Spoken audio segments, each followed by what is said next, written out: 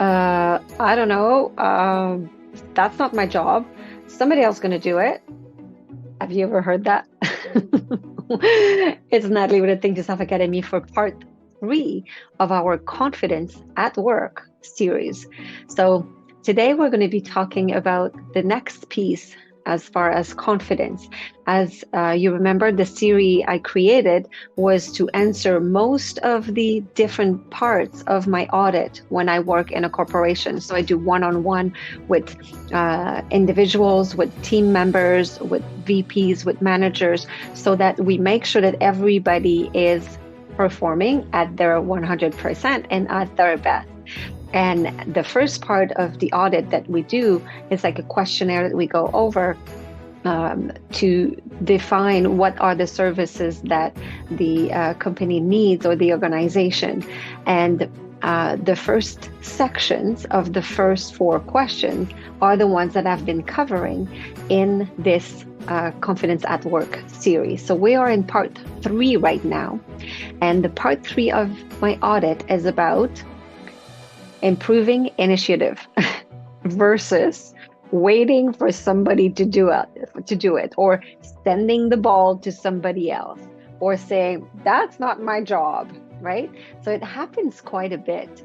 So I will cover four different ways that we could improve that initiative. And the first one is, in our mind, when we feel that we are micromanaged, we are not at our best, and we feel that nobody is really trusting us. So we are not really resourceful because we feel that anyway, any ideas that we could have will be shut down. So if every single time that somebody responds to you with a better idea and you're micromanaged, you will not likely wanting to have more ideas of your own. So you will feel insecure when it comes to it, and then it will turn into not my job, somebody else is going to do it, and you'll stop caring. So if you're a manager, if you're a leader in an organization, and then you feel that your staff is maybe you're hearing this from your staff, that your staff is maybe leaving their passion on the table and they don't care anymore, potentially that tip is for you. So make sure that you are not micromanaging your team and you trust them. So trust is the number one more important thing. Secondly, make sure that in the team or at the leadership level, there is no critical team members, boss, colleague, because when we feel criticized, which is a bit different than micromanage. Criticize is not somebody will tell you how to do your job, is that when you do your job, they will say that it's wrong, that it's not well done. So having a way to give feedback in a nice way will affect somebody's confidence. So make sure that if there are people in the team that are constantly negative, and those are the ones that I usually spend the most time with, is usually there's something going on in their life. If they are overly negative, people don't wake up in the morning and say, oh, I think I should be negative today, and make everybody else's life miserable. It's because they're going through something. And if they're going through something in their personal life, that's where I come in. And I make sure that we fix that so that they become a bit nicer with everybody else around. But when you're going through something, it's not easy to be a nice coworker or a nice team member. The next piece, so there's four different pieces in this part. The next piece is know why you're there. So this is interesting because when you are working for an organization or you are starting your own business, maybe you're an entrepreneur, know why you're doing it. It's usually not just for the paycheck. very often you want to feel like you're helping people. Maybe you want a flexible schedule. Maybe you want to be able to work from home.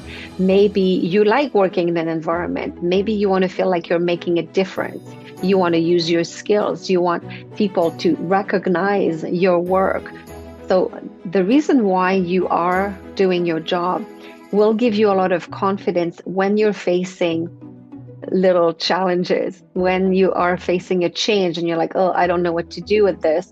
So I'm just going to give it to somebody else and pass the ball to somebody else because this is unknown. I'm not comfortable with this. So I'm just going to give it away. Instead, ask yourself, why am I here? I want to make a difference. So by passing the ball to somebody else, I'm not making a big difference here. Or if you're there for the salary, because sometimes it's part of it, right? Ask yourself, am I going to get a raise? Am I going to continue to be paid and be on the payroll if I constantly give my job to somebody else? So know why you are there. And you will be driven by your purpose. So why are you doing what you're doing?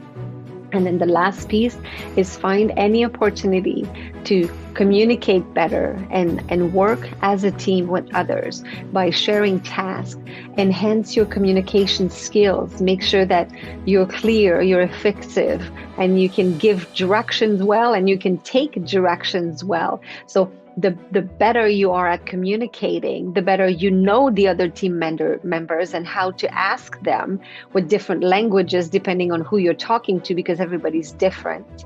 By recognizing the differences in people around you and by using different kind of language when you talk to other people, that will really help make sure that everybody's working as a team, and instead of passing the ball to the other and so that's not my job, everybody will be working together and do their share towards a common goal. So that was our part number 3. And the next time we're going to be talking about decreasing confidence. What? Yeah, because that comes up quite a bit when we do the audit with corporations. They say, well, some of my team members are actually too confident. How do you work with that? Like, they're quite arrogant actually, and they don't accept any feedback and they think that they know it all. So we're going to be talking about that next time.